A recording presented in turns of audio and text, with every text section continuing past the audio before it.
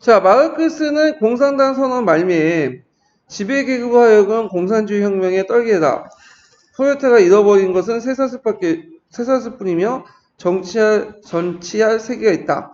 망국의 노동자와 단결해라. 요 말을 좀 기억을 해주셔야죠. 요게 이제 예전에 공산주의 공사 문제에 나왔던 기출 예문이에요. 그래서 요 공산당 선언 내용이 이제 시험에 나왔고요. 자, 마르크스 호수는 1860년대 실현된 기회를 맞았다. 그래서 1860년대 초에 영국의 신형 노조가 왕성하게 보이기 시작한 프랑스의 노동운동이 시작하고 프랑스의 노동운동이 활발했으며 독일의 나세르의 그 AV가 결성됐다. 자, 이러한 전반적인 노동운동에 고조된 열기 속에 1862년에 런던 국제 박람회에서 그 당시 각국에 참가한 노동자들이 자연스럽게 상호 의견을 교환할 수 있었고, 그걸 바탕으로 1864년 12월 달에 국제노동자협회가 결성되고 마르크스는 개회사를 읽었다. 그러나 여기에서 참가한 그 각국의 대표는 다양했다. 대부분 사회혁명가도 아니었고 마르크스주의자는 소수였다. 가장 수적으로 많았던 것은 영국의 노동조합 대표였고 그 외 오웬주의자, 차티스트가 있었고 프랑스의 대표는 포동주의자, 블랑키주의자들이 이제 참가했다. 그래서 이러한 구성에도 짐작할 수 있듯이 제1 인터내셔널의 대립과 갈등은 특히 마르크스와 포동 및 바쿠니의 영부주의 추종자들 사이에 대립과 갈등은 큰 성과를 거두지 못하고 1872년에 소멸됐다. 요거 좀 기억을 해주세요. 그래서 제1 인터내셔널이 어떻게 해서 해체됐는가? 요거 예전에 기출문제 나왔으니까 꼭 기억을 해두시고, 자, 1 인터내셔널 소멸 후에 마르크스 엥겔스는 새로운 국제조직 제안을 별로 열성적이 아니었다. 그들은 이데올로기적으로 보나 더 동질적인 성격의 조직을 원했으며 그들의 입장에서는 게드의 프랑스 노동당은 말할 것도 없이 독일의 3인당 조치로 만족스럽지 못했다. 이런 마르크스 엥겔스의 생각의 태도와 달리 1880년대에 고양된 각국의 노동운동가 사회주의 세력들은 국제적 연대의 필요성을 절감하게 되고 1889년 7월 14일 날 프랑스 제1 100주년 기념회에 개도주의자들이 주도로 하여 국제대회를 열고 제2 인터내셔널로 탄생했다. 이 개도주의자들은 기본적으로 이들도 마르크스주의이긴 한데 약간 이제 뭐냐면 그 의회를 강조하는 그 수정주의자들이야. 얘는. 그러니까 마르크스주의의 영향을 받았지만 정통 마르크스 입장 볼 때는 얘들은 진정한 마르크스주의가 아니에요. 약간 수정주의적 입장이고, 그래서 이런 수정주의자들이 게 제2 인터내셔널이야. 이게. 자, 후에 가서 제1 인터내셔널 마찬가지로 분파적인 대립과 갈등이 일어났으나 초기의 사회주의적 국제연대를 추구하는 비교적 화합된 모습이었다. 따라서 그 노선도 집체적 혁명보다는 의회에 진출하여 자본주의를 붕괴한 날을 준비하고 그러기 위해서는 각국에서 부유주의로부터 완전히 독립된 노동계급의 정당을 수혜의 필요성을 인정했다. 그래서 약간 수정주의적인 어떤 것을 주장했죠. 자, 이에 대해서 소수지와 무정부주의자들이 비판을 가자 제2 인터내셔널 그들의 추방을 결정하고 독일의 3인당 계통의 마르크스주의자를 주도하여 제2 인터내셔널이 제1차 세계대전까지 종속됐다. 그렇지만 이제 1차 세계대전 딱 시작하자마자 계급보다는 민족이다. 이념보다는 민족이다. 그래서 이제 해체됐죠. 자, 그러면 여기에서 이제 민족주의에 볼게요. 민족주의. 그 19세기 때 널리 확산되기 시작했던 사상이 두 개가 있죠. 민족주의와 자유주의죠. 그래서 이제 이 민족주의가 이제 초창기 때 자유주의와 결합이 돼가지고 이제 뭐냐면 널리 확산 됐는데 나중에 2월 혁명의 계기에서 이제 민족주의와 자유주의가 분리돼 나가죠. 그 민족주의가 이제 보수적인 어떤 그 정치가들 받아들여서 독일 통일이나 이탈리아 통일 이런 것들이 크게 기여를 하게 되는데 그러면 요 관련된 민족주의 관련된 것들, 자유주의 관련된 것들을 한번 정리를 좀 해볼게요. 요것들이 이제 기출문에 나왔기 때문에 볼 필요는 있어요. 자, 강의교재 627페이지 보세요. 자, 민족주의를 정리를 해볼게요. 민족주의. 그래서 이제 민족주의는 이제 크게 부흥적 민족주의, 통합적 민족주의, 또 하나는 여기 나오지는 않지만 대항적 민족주의. 이렇게 있어요. 대항적 민족주의는 이제 19세기 때 제국주의 국가에 들어오니까 그 당시 민족주의 이념을 가지고 있지 않았던 아시아, 아프리카에서 형성된 민족주의가 대항적 민족주의고요. 우리의 민족주의는 그 대항적 민족주의에 속하는 거죠. 그러면 유럽에서 나타난 민족주의가 크게 부흥적 민족주의와 통합적 민족주의, 또 이제 정치적 개념으로서 이제 군민주의 또는 국가주의 이렇게 있는데 이거는 이제 그 차이점을 물어보는 것이 예전에 기출문제 2번 정도 나왔어요. 그래서 제가 요 관련된 내용들을 이제 서양사 강의에 있는 내용들을 좀 보기 좋게 정리를 해놨어. 그러면 이제 볼게요. 여기서 부흥적 민족주의와 통합적 민족주의의 계기가 된 사건이 무슨 혁명이죠? 2월 혁명이야. 2월 혁명. 그래서 요걸 통해서 성격 변화가 일어났는데, 자, 그렇다고 해서 뭐 2월 혁명 이후에 뭐 부흥적 민족주의가 완전히 사라졌다. 그 말이 아니라 이제 보통 대세가 이렇게 흘렸다. 이렇게 좀 기억을 해두시면 돼요. 자, 부흥적 민족주의, 군민주의는 주로 이제 지식인들이 주로 수용된 데 반해서 통합적 민족주의는 대중들이 수용했죠. 그러다 보니까 이걸 이제 나중에 보수적인 어떤 정치가들이 이용을 해요. 보수적인 정치가들이. 그래서 이제 보수가 민족이 되죠. 그래서 이제 민족주의자와 우익의 서로 이제 우호적인 그 관계를 이제 하고, 자유주의와 관계를 볼 때는 초창기 때는 민족주의는 밀접하게 자유주의와 연결돼 있어요. 왜냐하면 개인의 어떤 자유를 보장하기 위해서는 공동체가 필요하죠. 그래서 이 공동체가 민족 공동체가 최성으로 생각했기 때문에 민족주의와 연결돼 있다. 그런데 이제 나중에 2월 혁명 때부터는 자유주의와 민족주의가 뭐야? 상당히 적대적이야. 이런 것도 이제 있고요. 그 다음에 부흥적 민족주의는 서로 간의 민족 간의 관계를 인정하죠. 상호 공존. 그렇지만 통합적 민족주의는 공존을 인정하지 않고 종속 관계로 봐요. 이렇게 지배 관계, 이렇게 다른 민족에 대해서 배타적이다 이렇게 보면 돼요. 그 다음에 보수와 민족 관계를 보면 부흥적 민족주의는 보수와 민족이 대립된 개념이야. 그러니까 이제 보수적인 정치가들이 민족주의를 탄압하잖아요. 그 대표적인 게 이제 뭐냐면 비인회의죠. 그를 통해서 이제 볼 수가 있고. 그런데 이에 반해서 이제 부흥적 민족주의는 그 보수가 꼭 민족이 되는 거야. 그래서 민족주의와 우익이 서로 우호적이다 이렇게 보시면 돼요. 그래서 보통 다른 나라에서는 민족주의가 보수주의자인데 우리나라는 좀 약간 이상하죠. 예, 민족주의가 그 빨갱이가 되는 거고 진보 좌파가 되는 건데 이런 구도는 우리나라가 좀 달라. 그리고 우리나라는 보수주의가 이제 토착 외구가 되는 거고 이렇게. 자, 그 다음에 민족국가에서 이제 보면 부흥적 민족주의는 민족국가 자체는 하나의 수단이지 그 목적이 아니에요. 그래서 개인의 자유를 훨씬 더 누리기 위한 어떤 수단이었다. 그런데 통합적 민족주의는 민족국가 자체가 목적이 되는 거야. 그걸 이제 민족국가 자체 목적으로 이용했던 사람이 대표적인 사람이 이탈리아, 카보누나, 그 다음에 이제 그 독일 같은 비스마르크 같은 현실 정치가들이죠. 그 다음에 정치와의 관계를 보면 되게 부흥적 민족주의는 이제 수용하지 않고 민족주의 타협한 데 반해서 통합적 민족주의자는 이제 보수적인 정치가들 수용을 해서 이걸 정치적 이용을 하죠.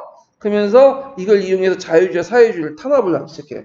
자, 침략적 성격은 부흥적 민족주의는 침략적 성격이 없어요. 그런데 이제 통합적 민족주의는 공존을 인정하지 않기 때문에 침략적 성격이 강하고요. 제국주의 정책과 연결된 사회 진화는 것도 연결되죠. 그래서 이렇게 있고, 그래서 이에 이제 통합적 민족주의를 또 다른 말로 침략적 민족주의라고 해요. 그에 대응해가지고 이제 제3세계 국가, 그러니까 아시아, 그 아프리카 같은 침략받은 국가에서 형성된 민족주의 우리가 대항적 민족주의라고 하죠. 대항적 민족주의. 대항적 민족주의. 우리나라는 그럼 예전부터 민족이 있었지 않냐? 민족이 있었어요. 근데 민족주의라는 것은 민족을 정치 이데올로기화 시킬 때 뭐냐면 그 민족주의라고 하죠. 그래서 우리는 민족주의는 유럽에 건너온 거예요, 이거는요. 그러니까 민족이라는 개념이 있어도. 그래서 대항적 민족주의가 형성됐다. 그리고 민족주의는 특징 또 뭐냐면 이 민족주의는 여러 민족 그 이념하고 다 결합이 돼. 그래서 인간의 원초적인 어떤 감정에 바탕을 뒀기 때문에 사회주의도 결합될 수 있고 자유주의가 결합될 수 있고 여러 가지 형태도 결합돼요. 그래서 되게 사회주의, 아시아 그 유럽적인 사회주의는 그 사회주의자면서 또 무슨 민족주의자야. 그 민족을 초월해갖고 뭐 사회주의 운동을 하자고 하지만 기본적으로 이들도 뭐냐면 민족주의 속에서 강해요. 모태똥이나 호치민이나 그 우리나라 사회주의자도 그 상당수가 뭐죠? 민족주의고. 저기 있는 북조선 애들도 뭐야? 민족을 강조하잖아. 사회주의와 함께. 자, 그래서 이제 있고, 그 다음에 여기에서 좀 눈여볼 게 프랑스의 단체 중에 앙쇼 프랑세즈라는 단체가 있어요. 이게 예전에 한번 시험 문제 나왔기 때문에 한번 살펴볼 텐데, 이 앙시안의 그 프랑세즈는 20세기 초반 때 40년 동안 프랑스의 영향력을 행사했던 반우익 그 공화주의 단체예요. 그래서 이 단체가 이제 그 앙시안 프랑세즈가 이제 그 단체 사상 일반적 이름이기도 한데, 이 운동은 반의회주의, 반유대주의, 그다음 드레포시 사건을 둘러싼 논쟁에서 조직된 강력한 민족주의를 옹호하고 19세기 때 시작됐던 운동이고, 대표적인 운동의 지도자는 이제 샤를 모라스라는 사람이 이제 했던 건데, 이 앙시안 프로세저는 민족주의 중에 어디에 영향을 침략적 민족주의, 그 앞에 언급했던 통합적 민족주의에 이제 관련된 거죠. 근데 이 사람들이 이제 1차 세계대전 때 우익단체로 이제 활동했는데, 나중에 비시정부가 등장하고 나서 타격을 받아야 돼. 왜 타격인데면 누구하고 협력해요? 민족주의자들이 독일하고 협력해. 언바이어스 하죠? 네. 그건 반유대주의하고는 좀 공통점이 있지만, 당연히 독일에 저항해야 되잖아. 독일 다른 민족이 저항했으면. 그래서 결국에는 2차 세계대전 때 사라져요. 네. 그래서 앙시오 프랑세즈라는 그 뭐냐면 좀 약간 구호단체가 있어요. 그거 외워두세요. 네. 그래서 예전에 시험 문제 나왔기 때문에 나올 수가 있어. 쓰라고. 앙시오 프랑세즈. 오늘은 뭐 일베하고 비슷한 집단이라고 보시면 돼요. 자, 그래서 이제 이렇게 이제 민족주의 이제 받고, 그래서 민족주의 정책들은 이제 많이 나와요. 나폴레옹 3세도 나오고, 그 다음에 이탈리아 통일, 그 다음에 뭐 독일 통일 이렇게 이제 나오는데, 일단 서양사 개론에서 이제 민족주의 관련된 내용을 이제 볼게요. 자, 민족의 통합과 담합 그리고 발전의 이득으로서 근대 민족주의는 프랑스 혁명의 그 기원이 가졌으며 자유주의에 더어 19세기 때 유럽사에 주류를 이뤘다. 19세기 전개된 민족주의 운동은 크게 세 가지 형태인데, 그 첫째는 타민족의 지배로부터 해방과 독립이었고, 둘째는 분단 내지 분열됐던 민족이나 국가의 정치적 통일을 달성했고, 셋째는 이미 정치적 달성한 국가들의 발전과 팽창이었다. 자, 요 첫 번째 형태가 이제 부흥적 민족주의가죠. 그래서 이제 19세기 초 라틴 아메리카 여러 나라 그리스, 벨기에 독립했고요. 1848년에 고조되었던 동유럽과 유럽 약소민족들 독립운동이 대표적이고, 그 다음에 분단의 통일된 분열된 민족의 국가의 정치 통일은 이때부터는 통합적 민족주의 돼요. 그래갖고 이제 1860년대, 70년대 이루어진 이탈리아, 독일 통일. 세 번째 같은 경우에는 뭐냐면 정치 통일에 나서서 이제 국가 발전 팽창 논리가 됐던 건데, 되게 영국, 프랑스, 미국의 러시아 등이다. 노동조합이나 사회주의자들은 민족주의를 부정하는 경향이 강했으나 실제 1차 세계대전이 봤을 때 그들은 다시 조국으로 돌아갔다. 민족주의 그 자체는 정치 이득이면서 그 체제에 관련해서 무색이며, 그러니까 이게 체제하고는 상관없어요. 사회주의자도 뭐예요? 민족주의 내세요. 웃긴 건 지금 중국도 그 사회주의가 국가 하면서 중화민족주의를 내세우잖아. 예, 그 중국몽도 꿈꾸고. 그러니까 이제 아무 다양한 이득이 다 결합이 되는 거야. 그 민족주의는. 자, 그래서 자유주의, 민주주의, 뭐 전제, 독재주의, 사회주의, 공산주의 어떤 이득은 다 결합되어 있는 그런 것들 이제 했다. MSG라고 보시면 돼요. 그래서 양념 역할을 하게 되는 거죠. 그래서 민족주의, 가격 형태, 국수주의 내지 국가지상주의, 인종주의 다 이렇게 있고, 그래서 민족주의 억압적인 배타적인 어두운 면과 자유롭고 개방적인 면을 동시에 가지고 있다. 그러면 이제 민족주의 영향을 받고 이제 국가를 운영했던 그 내용을 보죠. 제2 제정을 이제 보고 그 다음에 제3공화국으로 넘어갈게요. 자, 여기 이제 근데 제2정하고 제3공화국 부분은 실질적으로 시험 문제 거의 안 나왔어요. 제가 인용에서는. 근데 나올 것은 좀 약간 나올 기미가 보여. 왜냐면 수능에는 좀 나오거든요. 제2제정과 3공화국을. 그러면 한번 이제 그 기본 강의에서 이제 나폴레옹 3세와 이제 3공화국 부분을 볼게요. 자, 이 제정을 이제 보기 전에 보통 이제 그 프랑스의 정치 발전 과정을 좀 볼게요. 프랑스 정치 발전을. 자, 프랑스는 그 전에 이제 왕정이 있었죠. 브루그 왕정. 이 브루그 왕정이 언제 깨져요? 예, 프랑스 혁명 때 깨지잖아요. 프랑스 혁명 때. 프랑스 혁명 때 깨지고, 그 다음에 1공화국 넘어가죠. 1공화국은 언제 때죠? 이거는 국민 공회 때 1공화국이고, 나폴레옹이 등장하면서 제1제정으로 넘어가죠. 그러면서 이제 있다가 다시 왕정 복구가 나오고 7월혁명이 나오고 7월 왕정, 루이필립의 7월 왕정이 일어난 다음에 2월 혁명, 그 다음에 2월 혁명 때 이제 선거를 통해서 나폴레옹이 대통령 되죠. 이때 잠깐 제2공화국이 돼요. 그러다가 나폴레옹이 친쿠데타를 일으키죠. 그래가지고 국민투표를 통해서 제정으로 넘어가. 그 앞에 이제 진이 삼촌이었던 나폴레옹이 제1제정을 얻고 이 사람이 뭐가 되는 거죠? 제2제정이 되는 거죠.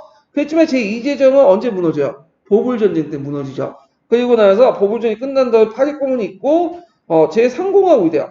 제3공화국은 당연히 위태위태해갖고 성립됐어요. 나중에 얘기했지만 원래는 공화국이 설립되는 게 아니라 왕국을 이제 설립하려고 했는데 두 왕당파가 싸우는 바람에 어부지리로 상공화국이 된 거야. 그래서 이제 위태위태했는데 이때 대표적인 사건이 무슨 사건이 일어나냐면 드레프시 사건이 이때 일어나죠. 그래서 상공화국 제5대에 갔어요. 예. 그래갖고 이제 쭉 가다가 이제 어디까지 가면 2차 세계대전 때 이게 이제 망하죠.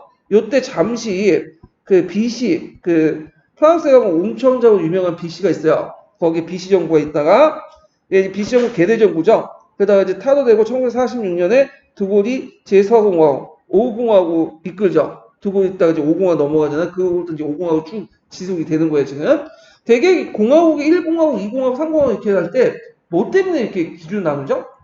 우리나라도 그렇지만 헌법 체계가 완전히 바꾸고 권력 구조가 바뀔 때 우리가 이제 공화국이 1공화국, 2공화국 이렇게 바뀌어요. 우리나라는 지금 몇 공화국이에요? 60이에요, 60. 예. 근데 60하면 뭐만 연상돼? 그 전에 이제 뭐냐면, 노태우 정권 있죠? 60이라고 하잖아? 예, 50을 전두환. 그래서, 그렇지만, 형식상 법제적으로 우리는 60이에요, 지금. 예. 그래서 이제 이렇게 공화정을 쭉 설명을 했어요. 그래서 되게 이제 요 이 제정은 보나파르트이즘을 통해서 통치를 했던 건데 이 보나파르트이즘 자체가 뭐 어디에 속해요? 이 민족주의에 속해. 그래서 적극적 민족주의 이용했다. 이혼혁명 이후에 대표 사례로서 이걸 또 들 수가 있죠. 자, 그러면 제2제정과 좀 상공하고 이제 볼게요.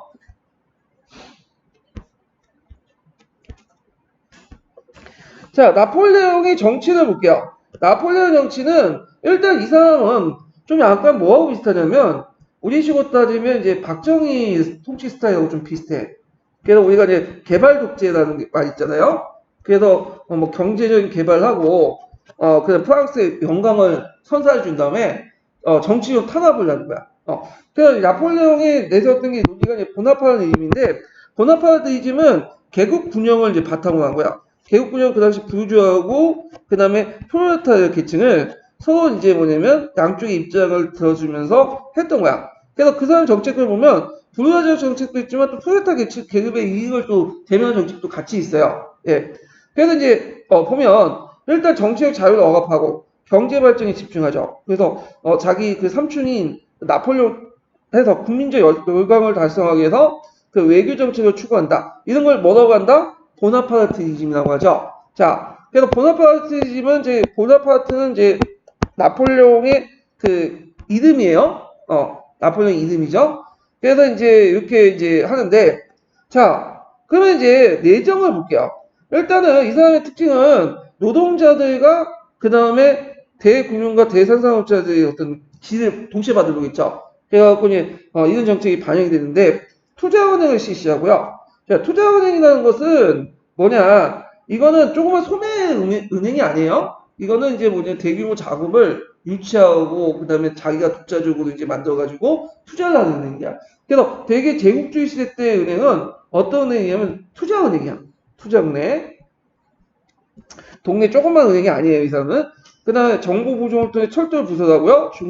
중국을 발전시키고 한반시설 개설, 운하의 개설 등 대규모 토목공사를 하죠. 이거는 부유자 계층도 좋지만 노동자 계층 입장에서도 좋아. 왜냐하면 뭘 창출한다? 노동자 일자리 창출. 지금이야 뭐 그냥 항만시설 개혁하고 철도 부설하면 솔직히 일자리 창출 안 돼. 왜? 지금 다 뭐가 하죠? 다 기계가 하잖아 그냥. 근데 그 당시에는 이런 것들 사회 간접자본 시설 자체가 일자리 창출에 상당히 되게 중요한 기반이었죠. 그 다음에 이제 공공사업 발전을 통해 노동자 일자리 창출하고 노동자 외 주택 건설하고 그래서 이렇게 계급 균형에 입각해서 양쪽의 입장을 들어주면서 동치를 했다. 근데 이 사람이 이제 여기까지는 잘했는데 문제는 외정이 이제 국민적 영광을 보여줘야 될 거 아니야.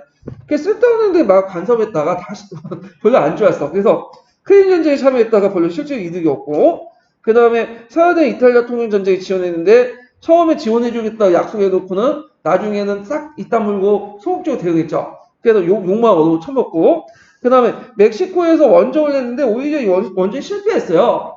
그래갖고 이제 그 당시 멕시코 왕으로 황제로 내세웠던 사람이 있었는데 이 사람이 처형당했거든. 그러니까 그 부인이 와가지고 울고불고 하면 징징대니까 이게 프랑스 내에서 이제 여론이 악화되는 거야. 자, 뭐 그런 것들을 했다가 결국에는 이제 포리센과 전쟁을 하죠. 그래서 결국에는 이 사람이 세당에서 포리센과 항복을 하고 망명 가고 이때 이제 제3공화국이 선포되고요. 잠시 이제 이때 프랑스 파리에서 뭐가 설치돼요? 파리 꼬문이 만들죠. 그래서 파리 국민방위군이 이제 임시정부를 부정하고 싸우다가 임시정부가 이제 군대가 철수하는데 한동안 파리 행정권을 장악했다가 임시정부가 돌아와서 이제 그들 잔인하게 진압을 하죠. 이걸 파리 꼬문 사건이라고 하는데 이건 나중에 서계 읽을 때 한번 다시 살펴보기로 하고요. 자, 임시정부가 수립됐는데 이때 이제 포위센과 강화를 수립해요. 그래서 이때 이제 마지막 수업의 배경이 됐던 알리아스 로덴도 어디 갔다? 다시 넘겨주죠. 독일로. 그러다가 이제 1차 세계대전 때 다시 끝나고 다시 가지고 오고 이렇게 이제 왔다 갔다 하는데, 자, 그 다음에 여기 주도세력 때 보면 급진적 자코뱅주의, 그러니까 파리 꼬문 주도세 급진적 자코뱅주의는 아까 처음에 얘기한 것처럼 뭐와 비슷하냐면 프랑스 대혁명 시기 때 샹케트 계층들의 사고방식들 이런 것들과 브랑키주의, 일부 인터내셔널 계통의 사회주의 이렇게 이제 볼 수 있어요. 그래서 우리가 이제 마르크스주의자가 파리 꼬문을 주도한 게 아니라 약간 사회주의와 비슷한 그 무리들이 한 거야. 우리가 얘기했죠. 사회주의와 공산주의 다른 거예요. 사회주의는 좀 큰 개념이고, 여러 사회주의 세력 중에 마르크스 이념을 따른 사람들 뭐라고 하죠? 공산주의라고 그 당시 불렀던 거죠. 하여튼 정골이 파리 시위포하고 파리와 식량부자의 피해주의 전투에는 파리 코문체 자들이 처형되면서 파리에 탈출했다. 마르크스는 최초의 노동자 계급이 정권을 장악했다. 그래서 파리 꼬문 상당히 좋게 봤는데 이 파리 꼬문은 제 생각에는 시험 문제 한번 나올 것 같은 느낌이 들어. 왜냐면 이게 되게 유명한 사건이거든요. 그래가지고 한번 이것도 봐주실 필요가 있어. 서기를 중심으로. 예. 그래서 이제 이런 내용들 이제 봐주시고 그 다음에 이제 상공하고 넘어가자. 상공하고. 자, 이때 이제 상공화국 초창기 때 이제 헌법 만들 때 왕당파들이 주도권을 장악했어. 공화파들은 그 당시 소수였고, 근데 이제 공화파들이 운이 좋았던 게 뭐냐면 왕당파들이 왕을 세우는데 두 파가 갈려졌어. 예전에 부르봉 왕실로 다시 복원하자. 말도 안 된다. 그래서 누이필름의 오유영파로 하자. 그래가지고 이제 둘이 대립하니까 어부지주도 누구한테 돌아간 거야? 차라리 그러니 그냥 공화파 하자. 해서 공화국이 세워진 거야. 그래서 상공화국 헌법이 제정이 돼요. 그래서 국가원수는 상하 양원의 합동에 소추되고요. 실권이 없는 7년 임기의 대통령 상원이 대통령이고 그 다음에 이제 실권은 누구한테 갖고 있냐면 하원이 있어. 그래서 내각은 하원 지도자의 의견에 따라 조직되고 실제 수상이 총리가 이제 뭐냐면 실제 총리가 실제 정치를 하죠. 지금 프랑스에도 그런 구조가 있어요. 지금 대통령도 있지만 그 밑에 뭐가 있어? 또 총리도 있잖아요. 예. 자, 제3공화의 특징은 뭐냐면 다수 정당이 없어. 그래서 상이한 세력과 연합이나 연립내각이 구성인데 지금도 마찬가지야. 프랑스는 어떤 특정 정당, 양당 정당 체제가 형성되지 못해. 그러니까 좌파 연합이니 우파 연합이니 이도저도 중도파니 하면서 지네끼리 이합집산하면서 싸우잖아요. 예.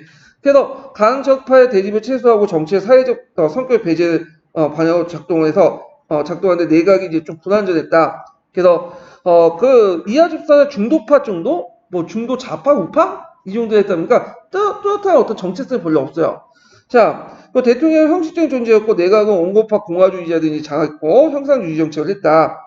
자, 상공화 설립 과정을 보면 티에드가 임시정부에 성립됐고 임시정부가 이제 파리 꼬문을 진압했고요. 그리고 이 바탕은 최초의 대통령 3공화국의 대통령 티에드가 됐고 그래서 상공화국 헌법이 제정되고 상공화국 위기 사건이 있었어요. 그러니까 이때 상공화국 때 왕당파들이 계속 남아있었거든요. 왕당파들이 군부나 카톨릭에 상당히 많았어. 그러다 보니까 이들이 어떻게 하든 기회 있을 때마다 이 상공을 뒤엎으려고 했어요.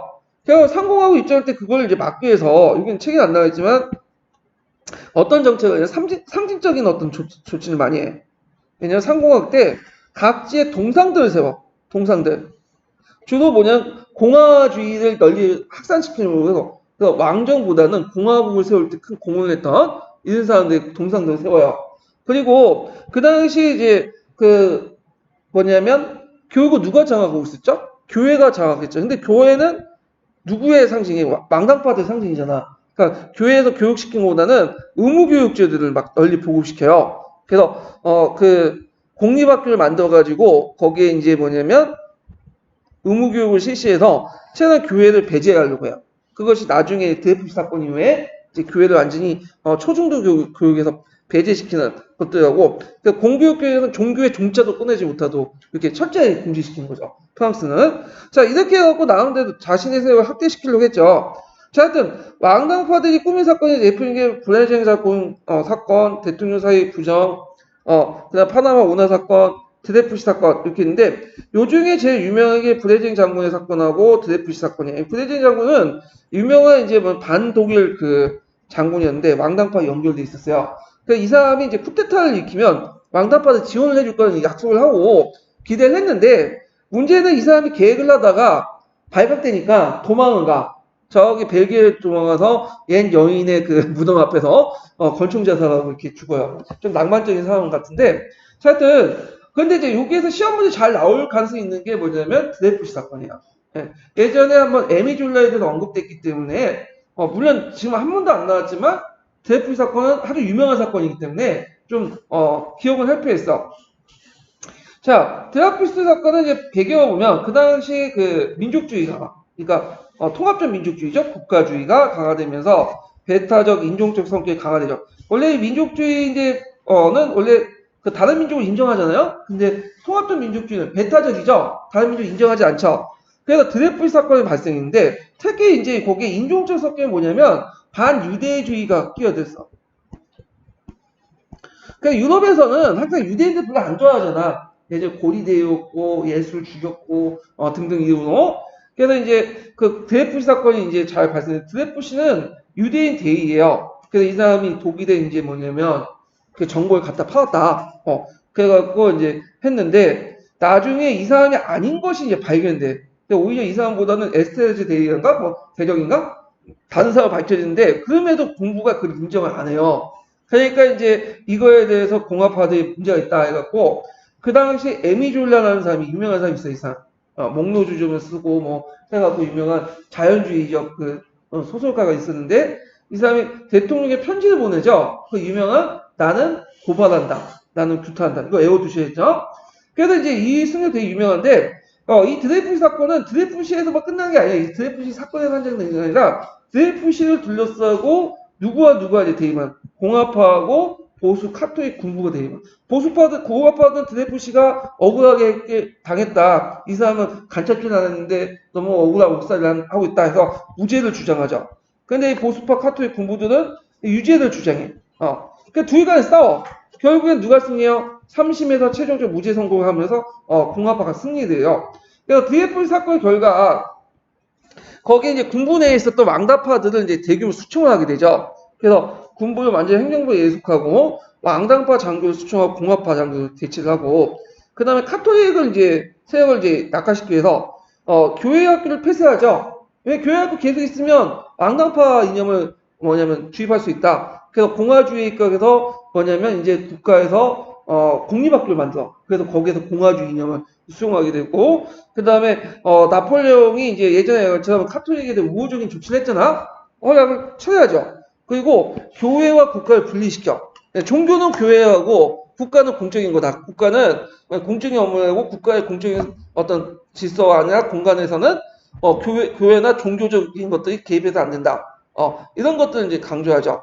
그러면서 이제 분리법을 제정한다. 이거 외워두시는 게 좋을 것 같아. 군부 수청하고 성체적 계급의 세력 같은데 세력 세트인데 그 구체적인 내용들이 그 개론에 있기 때문에 나오면 이게 나올 수 있어요. 그래서 좀 봐두시고요.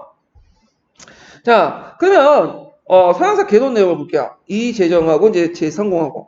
자, 1848년에 신생공화국 대통령이 취임한 누이 나폴레옹은 49년 1월에 의회를 해산하고 5월에 선거를 실시한 결과 새로운 의회에서 왕당파를 중심으로 한 질서당이 다수를 차지했다.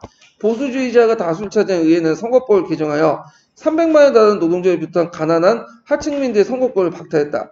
임기가 이제 끝나자 누이 나폴레옹은 대통령 재선을 금지하는 헌법 개정을 희망했으나 의회는 그의 제안을 부결했다. 이에 누이 나폴레옹은 군부와 경찰을 장악하고 1851년 12월 2일 날 쿠데타를 감행해죠. 그 의회를 해산하고 새로운 헌법을 제안을 했다. 요걸 이제 보통 권력자가 이제 존전의 권력 구조를 뭐냐면 그 해체했고 권력을 군대를 동원해서 뭘 한 거죠? 친위 쿠데타를 한 거죠. 예. 그래갖고 그 친위 쿠데타가 이제 그 박근혜도 한번 해보려고 하다가 도중에 안 돼가지고 이제 들통이 났는데, 자, 파리에서는 이에 대항하는 시가전이 벌였으나 곧 진압됐고 중부와 남부 지방에서 일어난 농민들도 봉기도 일주일 만에 진압됐다. 그러니까 일부 세력들이 했지만 그 당시에 많은 사람들이 또 누이 나폴레옹의 정책들을 지지했어요, 이 사람이.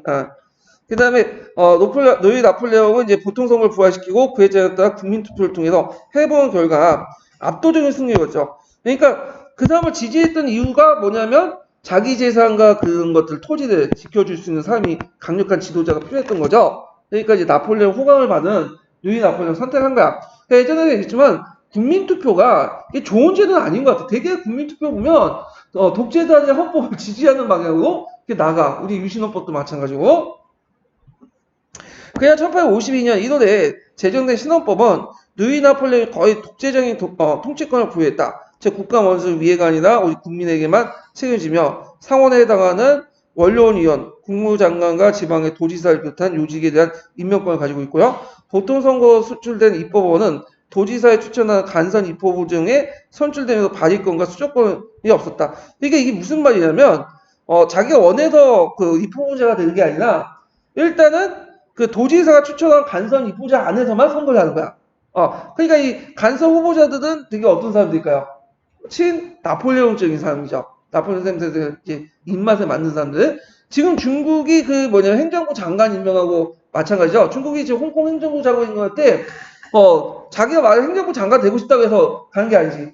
중국에 다 지정해줘. 그래갖고 시진핑이 다 지정해줘. 거기에서 맞는 사람들 이제 하면 어차피 선거해봤자 시진핑 인물들이 이제 등용이 된 거야. 자, 뭐 이런 구조죠. 그러나 누이 나폴레옹은 이에 만족하지 않고 언론의 제안이나 형식으로 재정 수입을 또 국민투표를 물어가지고 또 뭐냐면 나폴레옹 3세가 돼요. 그래서 종전에 이 공화국을 이제 폐지시키고 나폴레옹 3세가 된 거죠. 재정으로. 그래서 이제 프랑스 국민들이 반대한 게 아니에요. 이 사람 다 국민투표를 통해 합법적으로 이제 정권을 장악해서. 그럼 왜 나폴레옹을 지지했을까? 그건 일단 1130년대 40년대에 거쳐서 형성된 나폴레옹 전설의 혜택이 독특한 입은 것은 당연하지만 또 신생공화국의 탄생과 더불어 그 당시 등장했던 노동자 사회주의자의 가격화 움직임들이 부르주아 특히 국민의 다수하고 차지하는 소유농에게 불안감과 공포심을 줬다는 것도 지적된다. 그들은 불안정 공화정 대신에 자신의 재산과 토지를 지켜줄 강력한 지도자 욕망을 했고 끝으로 농민층의 불충분한 정치 교육 탓으로 정치의식이 약화고 보통 선거나 민주주의 방식의 역기능이 작용됐다. 그러니까 이제 보통 선거를 하고 국민투표를 하려면 국민들이 어느 정도 성숙해야 돼. 근데 그 당시에 대다수 8, 90%의 농민들은 자기 이름도 못 쓰는 상당수가 뭐였어요? 문맹이었고 초등교육도 제대로 못 받았을 사람 많아요. 그러다 보니까 이제 자기 토지만 잘 지켜준 사람 원했던 거지. 자, 제2제정의 성립과 더불어 프랑스의 자유주의는 질식 상태에 빠졌다. 이미 쿠데타에 때 80명에 가까운 반대표 위원들이 체포됐고 2만 명에 달하는 시민의 투옥 내지는 추방한 누이 나폴레옹 재정의 성립과 더불어 언론 탄압과 공직자의 충성의 서약을 요구하는 대학 교수를 비롯해 많은 지식인들이 잠적하는 망명하였다.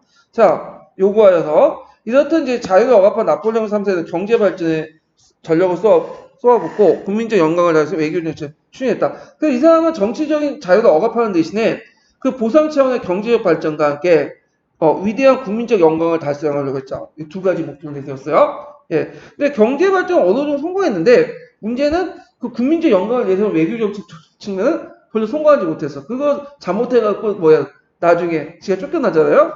자, 그래서 그런 투자은행을 신설하여 금융제도 개선을 장려했고 정부 부족을 위해서 철도 부설을 이제 추진하는 한편 섬유나 금속 그리고 대규모 중호 발전을 심히 기울였다. 참고로 이 당시에는 어떤 시대였냐면 제국주의 시대였어요. 그러니까 제국주의 시대는 중화공업 이런 것들이 발달됐죠. 투자은행 설립 이런 거 연결시켜서 보면 돼요. 그럼 또 항만시설 개량이나 운하의 개설 등 대규모 토목공사를 일으켰고 아까 전에 도시계획도 했다고 했죠. 그래서 이제 그 당시 파리 미로 같은 복잡한 것을 없애고 개선물 중심으로 방사성 모양의 대로를 개통시켜서 아름다운 현대 도시로 변모했지만 또 다른 편으로는 이제 2월 혁명이나 철물처럼 이렇게 이제 시가전을 하는 바리케이트 치고 그런 걸 막으려고 했던 거죠.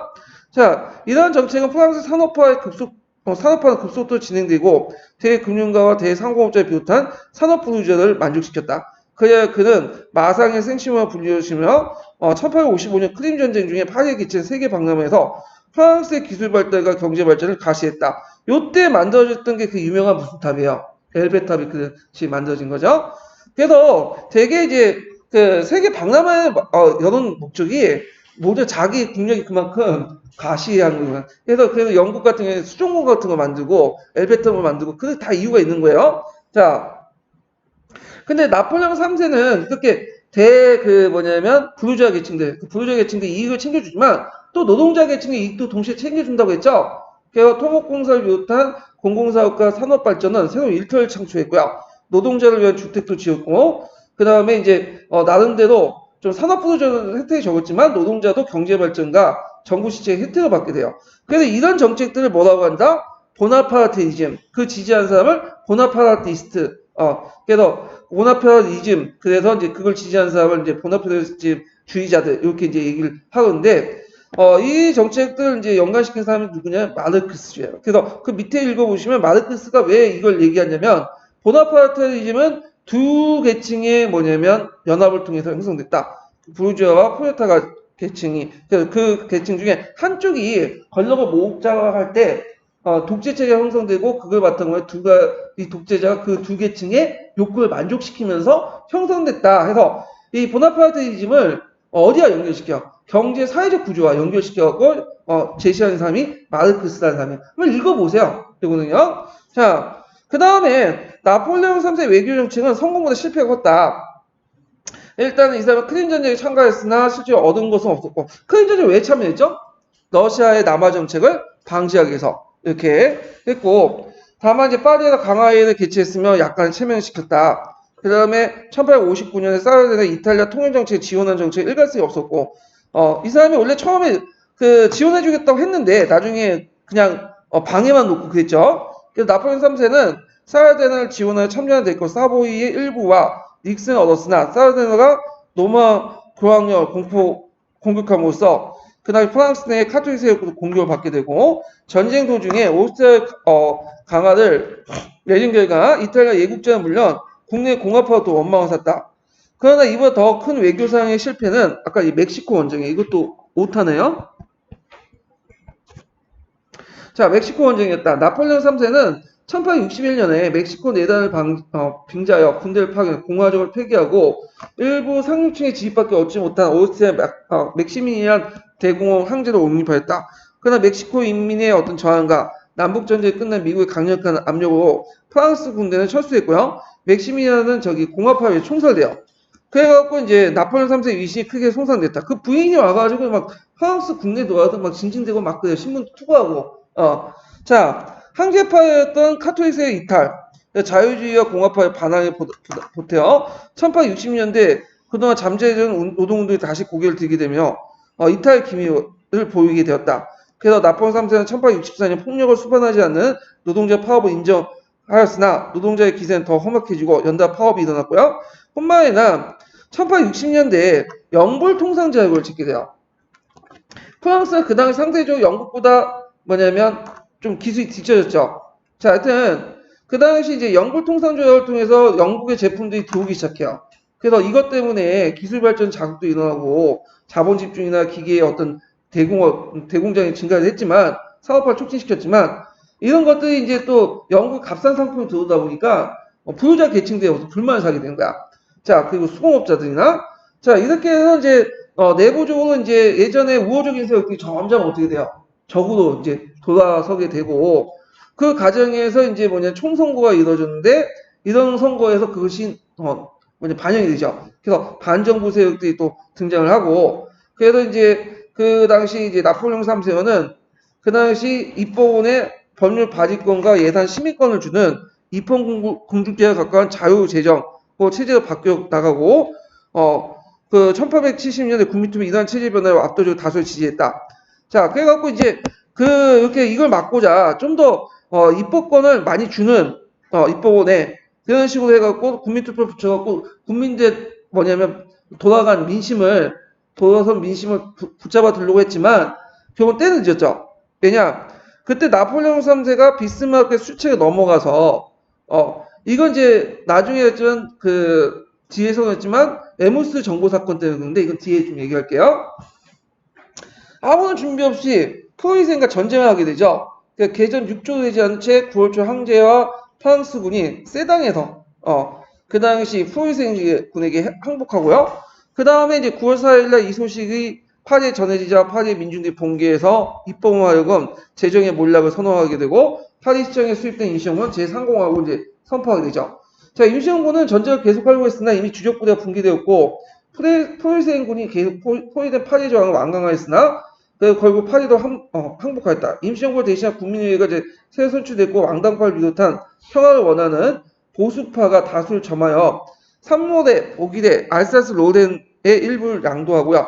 50억 프랑의 배상금을 지불하는 조건으로 강화가 성립됐다.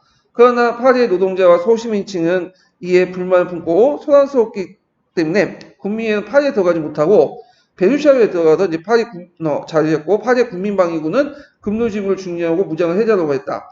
그러나 그것이 실패하자 7월 왕정기에 수상을 지내봐 있는 당시에 임시정부에 수반이 된 왕당파 계통의 티에르 정부가 군대를 파리에서 철수시켰다. 자, 이러한 정치적 공백 상태에서 파리의 국민방위군은 3월 18일 파리 행정권을 장악해서 무슨 꼬문을 세웠죠? 파리 꼬문을 세웠죠. 꼬문이란 말은 예전부터 있었어요. 중세시대부터 자치제, 공동체 이런 의미죠.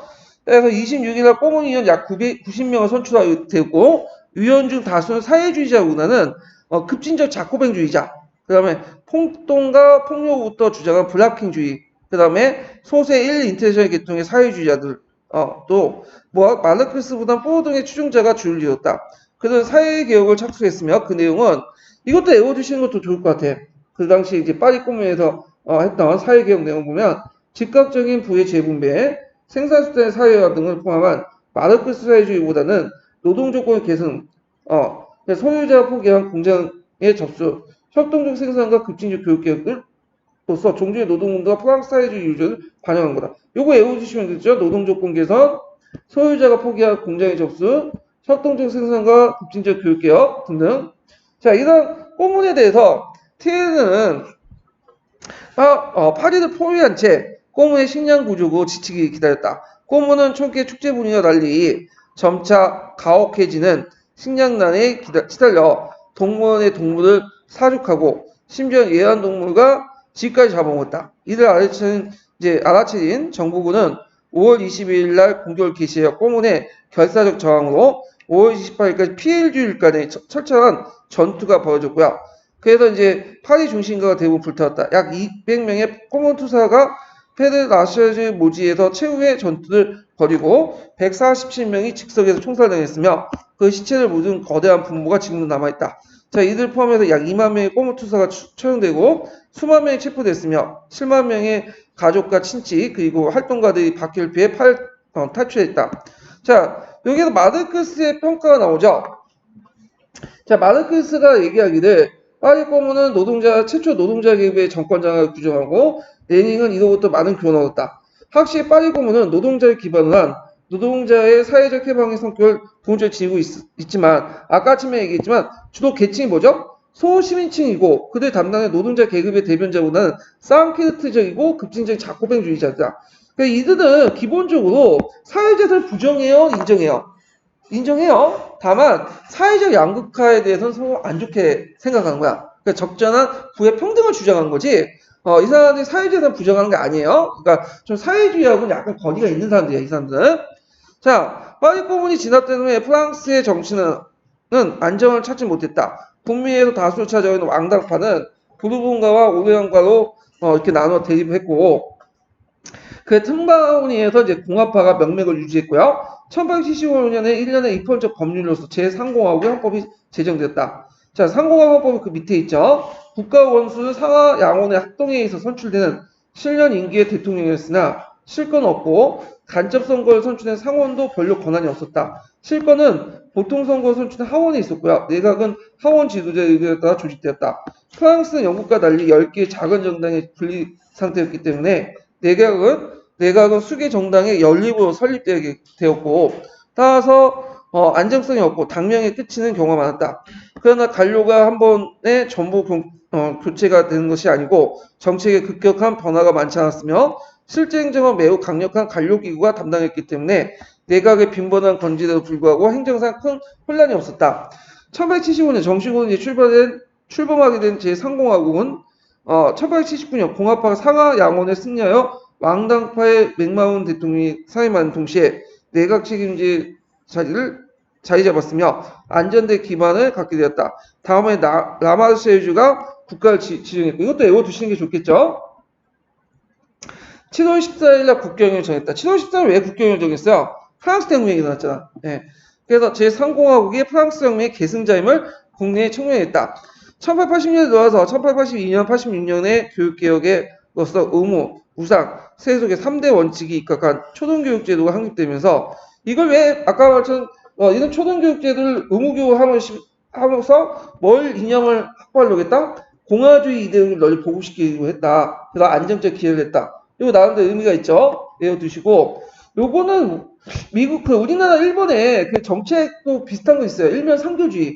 그래서 한 면에 삼면일교주의. 그러니까 세 면에 한 개의 공립보통학교를 만들려고 했죠. 왜 만들려고 했어? 그러면 그걸 통해서 서당 교육을 억압하고 민족주의 억압하면서 자기의 입맛에 맞는 일본인화 시키는 그런 정책을 하려고 하는 거하고 좀 비슷한 것 같아요. 자, 그러나 왕당파 카톨릭 계통의 교권주의자 세력도 쇠퇴하고 있었으나 만만치 않았다. 그들은 육군 장군으로서 군의 인기도 없고 독이 된 복수를 주장하고 민중들의 인기 있는 이 불량쟁이 장군이 쿠데타에 기대했다. 그러나 그는 1889년에 거사 직전에 탄로난 걸 짐작하고 벨기에로 도망가서 옛 연인의 무덤 앞에 자살했다. 이보다 더 복잡한 것은 공화정을 둘러싸인 드레푸시 사건이죠. 예. 자, 유대인 육군대였던 드레푸시라는 사람이 군의 기밀을 독일에 팔았다는 혐의로 군법에 의해 종신형을 선고받았다. 그의 무죄를 믿는 그의 가족과 일부 인사들은 재심을 청구하여 1898년에 소설가 졸라가 나는 고발한다. 라는 유명한 고발장을 발표하고 드레푸시를 옹호를 나섰다. 그의 드레푸 사건은 전국적인 관심사가 되고 그의 유죄를 주장하는 군부, 왕당파, 그의 무죄를 주장한 공화파, 사회주의에 비롯한 좌파 세력들이 맞서게 됐다. 드레푸시는 실제로 무고하였고 그의 혐의가 근거가 된 문서는 위조된 것이었다. 1906년에 대법원에서 그의 무죄가 확정짓고 그는 군에 복귀되었다. 자, 이 드레푸 사건은 상당히 공화정의 운명이 큰 사건이었는데요. 이때부터 이제 그 무죄 선고를 받으면서 왕당파와 군부 그리고 카톨릭 교회가 큰 타격을 받죠. 대법원의 판결이 있기 훨씬 전부터 공화파들이 1899년에 군부를 공화주의 개편하고 이어서 결사법을 이제 만들어 교육과 사회사업에 대한 교회 세력들을 제거하는 한편 1905년에 종교 분리법을 만들죠. 그래서 1801년에 교황과 나폴레옹이 시행했던 종교 하약을 폐기하고 카톨릭 교회의 특권을 박탈한 동시에 성직자들 봉급 지급을 중지하죠. 이에 공화정은 군부와 왕당파 그리고 국권주의자부터 완전히 안전하게 됐다. 한편 드레푸시 사건으로 공화주의 도왔던 그 사회주의자들은 10시간의 노동, 그 미성년자의 노동금지, 그 다음에 노동자의 건강관리 증진, 퇴직연금법, 재보상법 등 통해 노동자의 지위와 생활을 향상을 도모했다. 그러나 이 모든 조치는 영국과 독일의 사회복지 정책에 훨씬 못 미쳤고 20세기 초 프랑스는 부르주아 공화국이었다. 이렇게 보시면 돼요. 여기 좀 눈여볼 게 이제 1차 세계대전 이전까지 그 당시 사회복지 정책을 내세웠던 국가가 영국과 독일 투탑이었어요. 예. 그 물론 방향은 다르지. 영국 같은 경우에는 좀 사회적 자유주의에 영향을 받은 거고, 그 독일 같은 비스마르크가 주도했죠. 그래서 좀 가부장적 성격을 갖고 있어. 그래가지고 이제 얘들 우리 자식 같은 얘들한테 사회주의의 나쁜 얘들 빠져들게 하기 위해서 이들에게 복지 정책을 한 거지. 그렇지만 이들은 노동자는 사회주의 정책을 계속 뭐냐면 지지했죠. 비록 성공하지 못했지만 그 의도에서 이제 한 거야.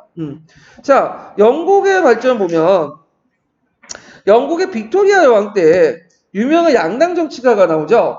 그 사람이 이제 디즐레니와 그레트스트야. 이 사람 이름은 좀 외워두세요. 그래서 이제 이 유능한 정치가 나와서 양당제 도입에 한 효과적인 어떤 개혁을 통해 산업화의 선두주자였던 영국을 고전적 자유주의부터 민주주의 국가로 발전시켰다. 그래서 이제 차티스트 운동이 1840년대 말에 가라앉았으나 1860년대 들어와서 선거권 확대 다시 활발해졌고 보수당의 디즐레이는 산업화에 따른 사회 변화에 따라 보수당의 기반은 좁혀진 걸 감안해서 왜냐면 이때는 이제 산업화가 되다 보니까 이제 농민보다는 누가 많아요? 노동자 수가 많죠. 예. 그래서 이들을 자기 편으로 끌어들이기 위해서 제2차 선거법 개정을 하게 돼요. 그리고 또 1870년 비밀투표제가 있고 그다음 1884년에 그레트스는 자유당에서 제3차 선거법 개정했는데 이때 이제 농촌의 농업 노동자까지 하게 되죠. 그래서 완전하지 않지만 성인 남자들 바탕은 보통선거제 수입됐고 그 다음에 선거구 개편 통해서 영국의 정치적 민주주의가 바싹 다가왔었다. 그 다음에 산업화에 수반된 폐단과 여러 가지 문제점을 이제 개선하기 위해서 뭐가 만드냐 공장법이 만들어져 1819년에 자 초창기 1차 공장법 같은 경우에는 면직물에 한정된 거이긴 하지만 아동의 야간 작업을 이제 금지하고 노동 시간에 12시간 제한했다. 자, 야간 작업은 이제 뭐냐면 주로 아동 그 당시 면직물 직기 거기 노동 작업이나 아니면 강산 있죠. 거기 막장 이런 데 많이 들어갔거든요. 그러니까 이에 실시 여부를 확인할 수 있는 장치가 맞는지 않아서 제대로 이제 하지 못하고 1833년에 공장법에는 요게 이제 이 공장법이 여기 두 가지만 언급돼 있죠. 근데 실질적으로는 몇 번의 공장법이 있어요. 예. 그래서 여기 대표적인 공장법 두 개만 소개한 거예요. 자, 1833년 공장법은 9세 이하의 아동의 노동을 전면적으로 금지했고, 노동 시간은 13시간 이하로 9시간, 그 다음 18시간, 12시간 제한하는 이에 실시 여부를 확인한 강도권을 두었다. 그러니까 아동들은 이제 뭐 해야 돼? 예, 일을 하는 게 아니라 공부를 해야죠. 예, 그래서 이런 것도 이제 보시면 되고, 그 외에도 노동조건 개선과 작업 중에 사고에 대한 고용주의 어떤 보상, 그런 노동입법들이 계속되었고요. 1872년 노동조합의 결성과 활동이 합법화되면서 그 당시 1906년에 노동자 정당 노동당이 출연됐다. 자, 이런 그 개혁은 뭐와 연결되어 있냐면 그다음 사회적 그 자유주의 이런 거와 연결됐다는 거 좀 기억을 해두세요. 자, 노동당의 출연에 자극을 받아 자유당의 노이드 조이지는 이 사람은 애워두세요. 이 사람은 좀 약간 유명한 사람이거든요. 예. 1909년에 노년연금 같은 사회 입법과 독일 해군에 대항하기 위해서 해군학자의 비용을 얻기 위한 대표 증서를 포함한 인민 예산안을 위해 제출했죠. 자, 요때 이제 인민 예산안은 주로 이제 증세 대상 누구였냐? 유상 계급의 부유층과 귀족의 지주층으로서 보수당은 이를 혁명으로 규정해서 반대했다. 자, 이 예산안은 그 부유층에 많은 부담을 부과함으로써 국외 궁중한 분배를 노린 일종의 사회개혁적인 성격을 띈 것으로 보수당과 상원의 반대에도 불구하고 1910년 초에 의회에 통과되었다.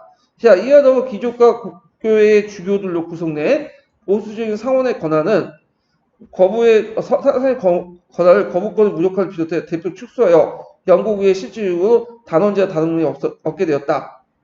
이어 1911년 정부는 고용주 그리고 노동자가 기업을 부담하는 의료보험, 실직보험 같은 국민보호법이 이제 성립되면서 영국이 무슨 국가가 발전됐죠? 이 복지국가가 발전돼요.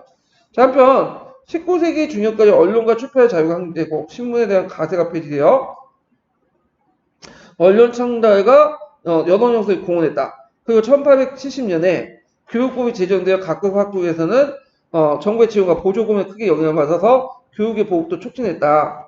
자, 그 다음에 요 밑에 아일랜드 내용이 있는데 자, 세계 공장이면 자유한 영국은 1차 세계대전 전에 정치 민주주의를 달성했고 복지국가의 면모를 갖추었다.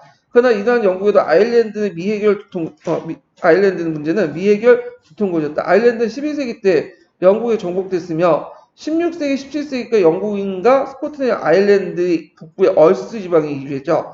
그래서 특권적인 프로테스탄 지주로서 카톨릭 아일랜드를 착취했다. 그때 아일랜드는 그 아일랜드 지주 계층이 별로 없고요. 되게 땅은 누가 갖고 있었냐면 잉글랜드, 그다음 스코틀랜드 신교들도 갖고 있었어. 그러니까 그 밑에는 이제 일반 아일랜드 소작민들은 상상 못 먹고 못 살았다 그랬죠. 그래서 자기가 생산한 밀을 자기가 먹지 못하고 다 갖다 바치고 감자를 먹고 살았어. 예, 그 감자병이 도니까 완전 대규모 기근 상태가 나가지고 어떻게 돼요?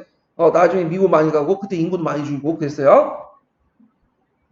자, 그래서 이제 이 당시 이에 대한 불만이 걷고 저항도 있었으나 19세기 초까지 모든 문제가 미해결로 남았다. 그래서 1801년에 아일랜드 정식으로 영국에 통합되고요. 아일랜드 영국 이해 진출. 예전에는 이제 아일랜드가 이제 일종의 식민지 역할을 했는데 본고 통합되면서 그러면 이제 영국의 정통에 따라서 아일랜드에도 영국 의회에 진출할 수 있겠죠. 그래서 허용됐고 그런데 이제 그러나 아일랜드 사회의 자치에 대한 욕망이 높아갖고 토지개혁과 아일랜드 사회 국교의 제도 폐지를 요구하면서 요구를 했다. 왜냐하면 아일랜드는 지금도 지금 뭘 믿어요? 국교도 안 믿어요? 뭘 믿죠? 카톨릭 믿죠? 자, 뿐만 아니라 1840년에 발생한 격시의 감자 홍자고 아일랜드는 영국에 대한 증오가 격화되었다. 그래서 이제 1860년대 들어 영국적으로 조금씩 문제 해결을 접근했다. 그래서 69년에는 아일랜드 국교의 제도가 폐지되고 다음에는 아일랜드 소장을 지주의 가혹한 착취부터 보호하기 위해서 토지개혁법을 이제 실시했다. 그러나 초등교육의 보급과 더불어 아일랜드 민족주의가 더 확산되고 강화될 뿐이다. 아일랜드 문제는 단순히 토지나 종교의 문제에 그치지 않고 문화 민족 사이의 차이에 따라서 매우 특이하고 강력한 패자의식이 문제였다. 그래서 아일랜드 영국 의회 내 백성 미만이었지만 아일랜드 자치당이 결성되어 자유당과 보수당 영향을 미칠 정도가 되었다. 그러니까 이들이 주도하지 못하지만 자유당 보수당이 정책을 하려면 캐스팅 보드를 누가 갖고 있는 거야? 이 아일랜드 자치당이 갖고 있는 거야. 예.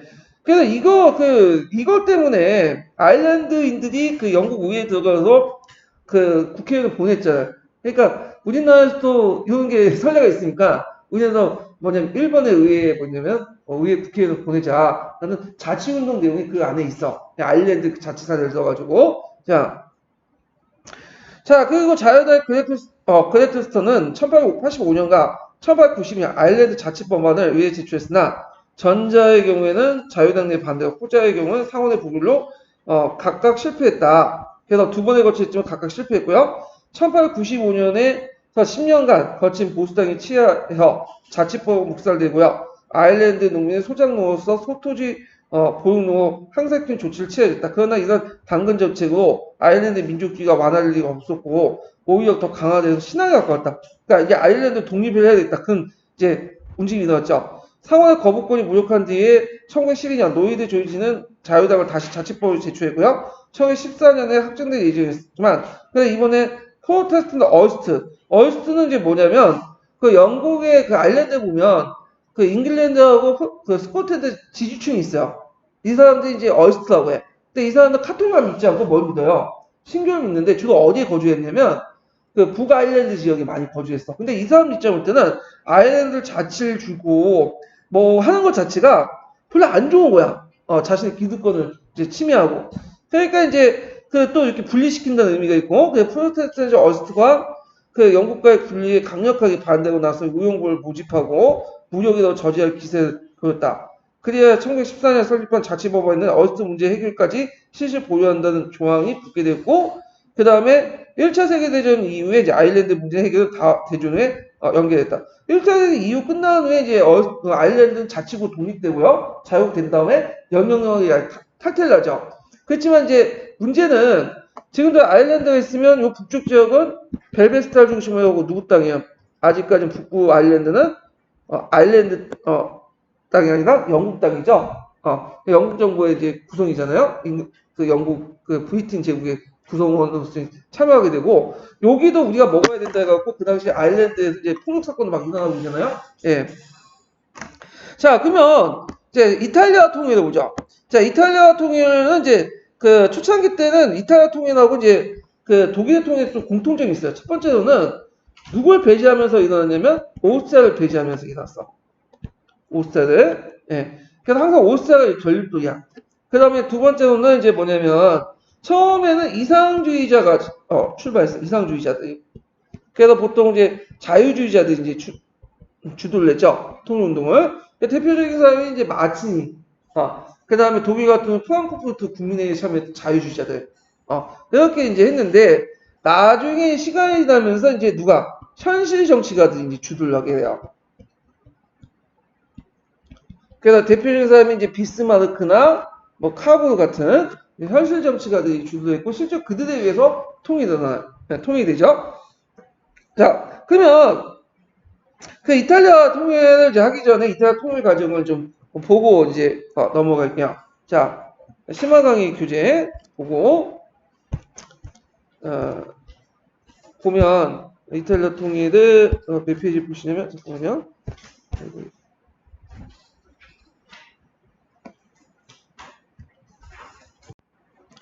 자, 이탈리아 통일 이제 근데 이탈리아 통일을 리소지멘트라고 하죠.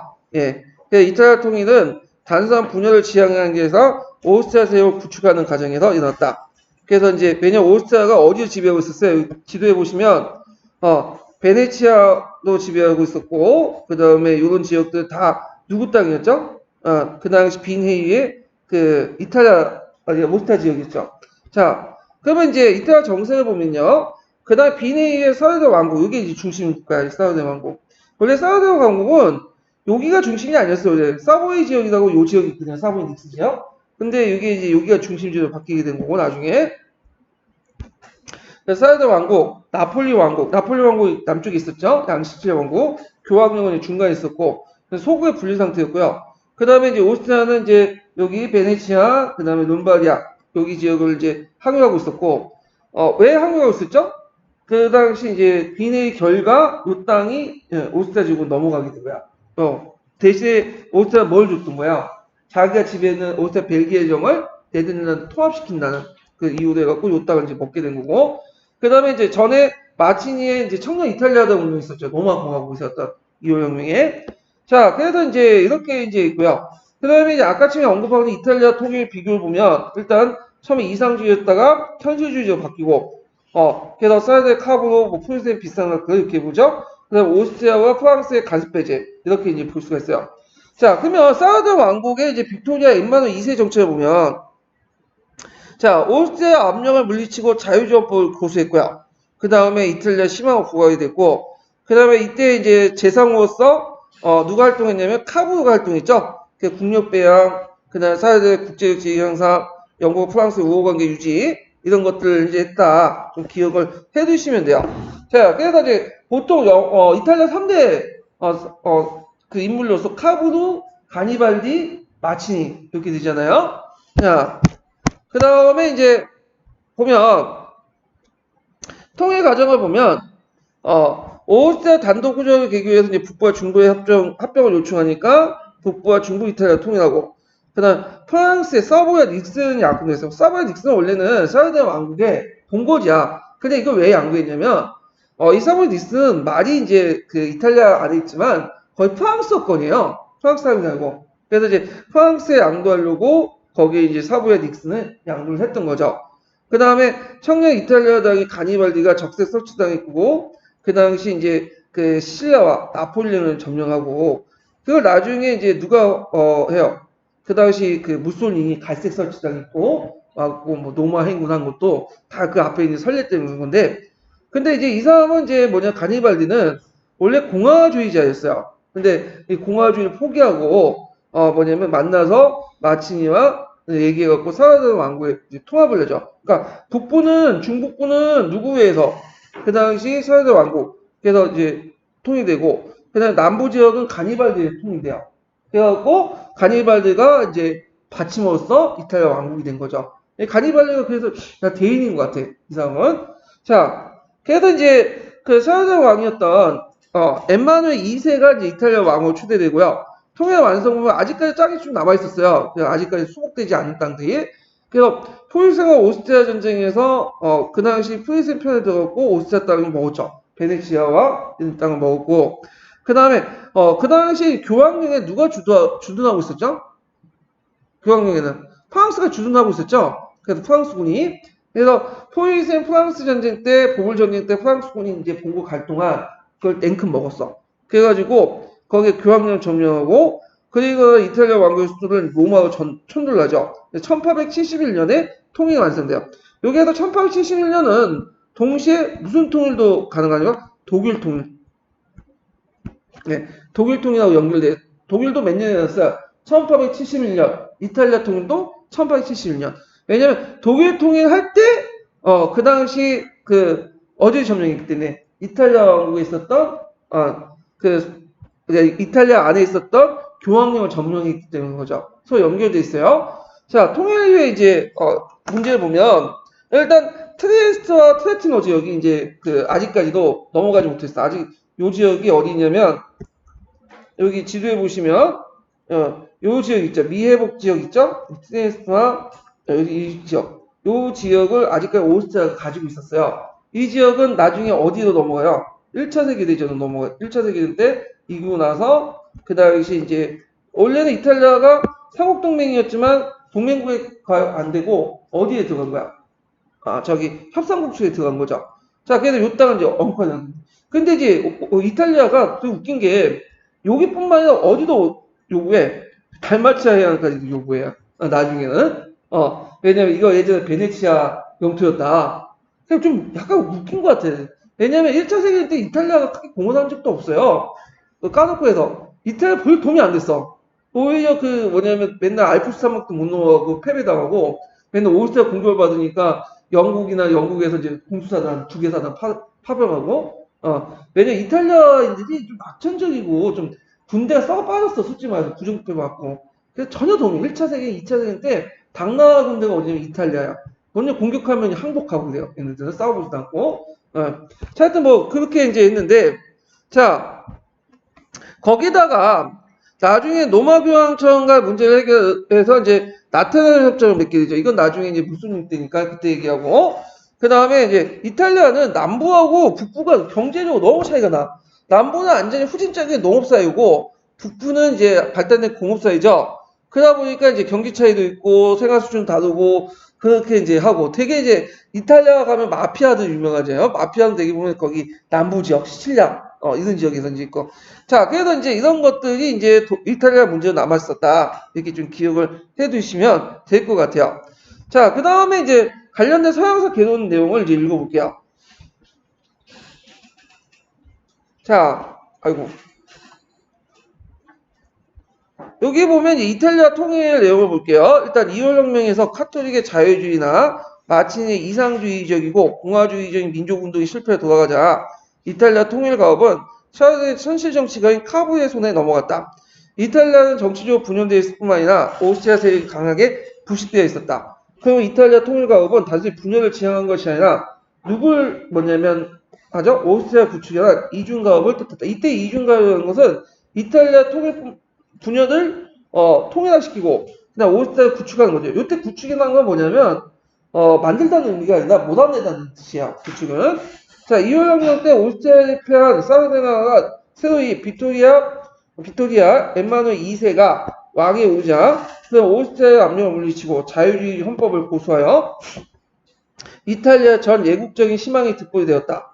귀족 출신이었던 카부는 1850년 재상에 임명되자 그는 첫 번째로 샤르데 공격배양에 시급하다고 판단하고 산업을 장려한 군대를 개편하는 등 개혁을 단행했고요. 둘째는 인구 500만 정도의 가히 크지 않은 사르데나가 통일의 주인공이 되기 위해서 그 국제적 지위를 향상시키고 통일을 도와줄 우방을 필요하게 된다고 생각했다. 그래야 그는 크림 전쟁에서 영국과 프랑스에 가담하여 영국의 양국의 호의를 얻는데 성공했다. 그래서 이제 이 크림 전쟁에서 이제 영국과 프랑스에 가담해서 양국의 호의를 얻는데 성공했고요. 그 다음 프랑스에도 땅을 때려쳐. 사보이와 니스 땅. 어차피 뭐 실제로 자기가 통치하기 힘든 땅을 떼어주고. 자, 1859년 나폴레옹 3세와 미약을 맺은 카부는 이탈리아 통일전쟁을 일으켜요. 마제트와 솔페니에서 오스트리아군을 승리했고 샤르데네 세력이 지나치게 강대를 꺼린 나폴레옹 3세가 아까 얘기했지만 이 나폴레옹 3세가 이제 왔다 갔다 했다고 했죠. 중도의 약속을 어기고 빌라프랑카에서 이제 오스트리아 단독과 이제 후전을 하게 되고요. 나폴레옹 3세 이런 배신은 오히려 이탈리아 예국지사들이 사라자폰을 부합시키게 됐고 북부 중부의 작은 나라들 민중운동의 뒷받침에 받아 샤르데에 합동을 요청했고요. 카보는 이들 받아들이고 북부 및 중부 이탈리아를 통합하고 나서 그 다음에 프랑스에 또 뭐냐면 방해를 이제 물리치기 위해서 사보야 닉슨을 양도하게 되었다. 이렇게 있고요. 때마침 남부에서도 통일에 대한 매우 유리한 사태가 이뤄지게 되었다. 마치 이와 같이 공화주의적이고 민주주의였던 낭만적인 풍화였던 가니발디가 적색 사스락을 불리는 1000명의 의원군을 거느리고 부르봉 왕실의 출신이 지배했던 시칠리아 상륙하여 이를 점령하고 이어 나폴리옹을 장악했다. 카보노는 공화파인 가니발디가 로마에 진출함으로써 교황과 분쟁을 야기시킬 경우에 카톨릭교도와 국제여론이 이탈리아 통일에 불리할 것을 염려하여 서둘러 사유대군을 남하시켰다. 가니발디 또한 이탈리아 통일이라는 대의 앞에 그 공화주의를 포기했고요. 시칠리아 나폴리는 국민투표를 통해 북부와 통합을 가결했다. 자, 이하여 로마와 베네치아를 제한 전 이탈리아 통합이 됐고 그 다음 샤르데 국왕을 추대한 이탈리아 왕국이 1861년 3월에 탄생하게 되었다. 자, 카보는 그의 6월에 사망하였으나 사르데나는 그의 교묘한 외교 정책을 계승하여 베네치아와 로마를 차례로 흡수하였고 1866년 포이슨과 오스트리아 전쟁에 포이슨이 지원한 보수로 베네치아를 활수했고 1870년 포이슨의 대립으로 로마에 주둔했던 프랑스군이 출사하자 이를 점령했고 수도를 필렌체에서 로마로 옮겼다. 이로써 이탈리아 통일은 실제로 완성되었다. 그러나 교회형의 동의 없이 교황을 합방했다는 이른바 로마 문제가 남았다. 이 로마 문제는 아까 제가 뭐라고 했죠? 교황의 동의 없이 교황을 합방한 것이 이 로마 문제거든요. 북쪽은 작은 땅이지만 트리에스테와 트레티노 지역이 아직도 오스트리아 수중에 있었고 이것이 미회복 이탈리아 지역으로 남게 되죠. 통일왕국은 입헌군주제로서 그 헌법은 프랑스 제3홍공화정과 유사한 것이었다. 국왕은 장식의 존재이고 내각이 하원에 책임지고 하원 선출 자격은 처음 재산 자격으로 엄격히 제한되어 있었으나 1981년 이후에 이 자격이 19이라고 직접 쓴 납부가 크게 완화되었다. 통일도 이제 북부에서 급속히 상업화가 진행되었고 국가가 관리하는 철도는 급속하게 남부지방까지 뻗어갔으나 남부는 아직 후진적인 농업지대로 남게 되었다. 두 개의 이탈리아가 할 정도 경제와 산업상의 격차를 보인 공업적인 북부와 농업적인 빈곤한 남부의 차이는 사회적 긴장을 증식시키는 중요한 요인이 되었다. 그러나 이탈리아 경제는 전반적으로 빠른 속도로 회복되었고 이탈리아의 상승대가 해외로 진출하게 되었으며 육해군의 강화는 이탈리아 강대국의 지위를 가져다줬다. 그래서 20세기 들어서 제국주의 식민지들의 경계에 끼어졌다. 요건 제가 도저히 동의할 수가 없어요. 예. 육해군이 강한 게 아니라 이탈리아는 되게 썩어 빠졌기 때문에 양만 많은 뿐이 지위 상당히 떨어져. 그래서 심지어는 에티오피아 군조차도 지게 되고 그리고 1, 2차 세계대전 항상 얻어맞죠. 군대가. 그래갖고 이제 나중에 그 2차 세계대전 때 독일이 이제 이탈리아 싸울 때 차라리 이탈리아를 적으로 돌리는 게 훨씬 낫겠다. 왜냐면 이탈리아를 적으로 돌리면 그 이탈리아군이 북쪽 올라오는 걸 막기 위해서 보병 2개 사단이 충분한데 괜히 이탈리아 도와주다. 이탈리아 맨날 깨지니까 맨날 독일을 도와주잖아. 룸메 와갖고 아프리카 전선도 파견하고 유럽에서 깨져나가니까 대신 파견하고 더 많이 들어가는 거야 그냥. 예. 그래서 이탈리아 군대 진짜 당나라 군대 아주 대명사야 진짜. 예. 이 말은 동의할 수 없어요 제가. 자 그러면 이제 독일 통일인데 독일 통일은 시험 문제 많이 나오죠. 그래서 요것도 이제 강의 규제 보고 나서 이제 독일 통일 부분을 볼게요. 요거는 좀 쉬었다가 진행을 할게요.